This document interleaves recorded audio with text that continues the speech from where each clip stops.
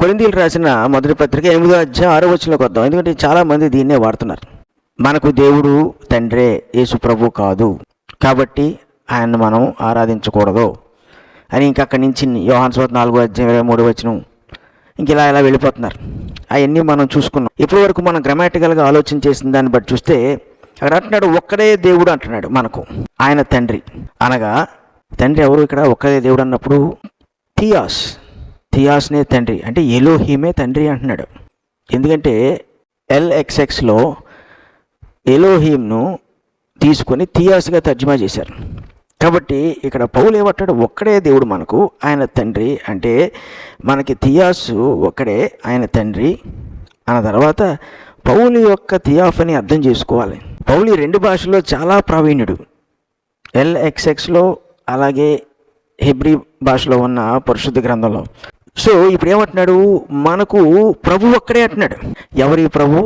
ఈ ప్రభు ఎవరు అంటే కురియాస్. ఈ కురియాస్ ఎవరు అంటే ఆదోనై. సో ఇప్పుడు ఏమంటున్నాడు? ఇక్కడ విగ్రహారాధనకు సంబంధించి దానికి ఆపోజిట్లో మాట్లాడుతున్నాడు. బహుళత్వమైన దేవుళ్ళు, దేవుడు కాని దేవుళ్ళు వాళ్ళందరూ కూడా. ఇప్పుడు మనకి దేవుడు ఒక్కడే అని తండ్రి అన్నాడు. మరి యేసుప్రభుని ఏమనాలి అప్పుడు? అందుకేమన్నాడంటే మనకు ప్రభు ఒక్కడే అన్నాడు. అంటే ఆదోనై. ఈ ఒక్కడే ఆయన యేసుక్రీస్తు. దీనినే థియాఫనీ అంటాం.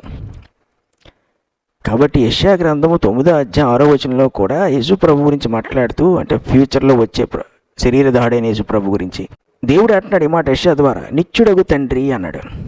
ఇక్కడ థియాస్ అంటే ఎలోహిం అయితే ప్రభు అంటే ఆదోనైగా వర్ణింపబడింది. అపోస్తలుల కార్యాలు 2వ అధ్యాయం 36వ వచనం దీన్ని కూడా తీసుకుంటున్నారు. ఏమంటున్నారు? మీరు సిలువ వేసిన ఈ యేసునే దేవుడు ప్రభువుగాను క్రీస్తుగాను నియమించెను అన్నమాట. యేసు ఎవరో చెప్తున్నాడు పేతురు ఇక్కడ. ఎవరు యేసు? నరుడా? దేవదూత? కేవలం కుమారుడిగా అభిషేకింపు పంపింపబడివాడా? అసలు ఎవరు యేసు అంటే దేవుడు ఎలా నియమించాడో ఆయన చెప్తున్నాడు ఇక్కడ.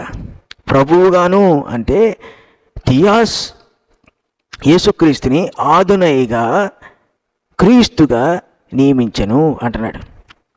ఈ వాక్యము మనం చదువుతున్నప్పుడు ఇందులో ఇంత లోతైన అర్థం ఉంటుంది. మనం ఏమనుకుంటున్నాం? దేవుడు ఈ యేసును ప్రభువుగా నియమించను అంటే దేవుడు తండ్రి అని, ప్రభువు సెకండ్ ప్లేస్లో ఉన్నాడని నిర్ధారణ చేస్తున్నాం.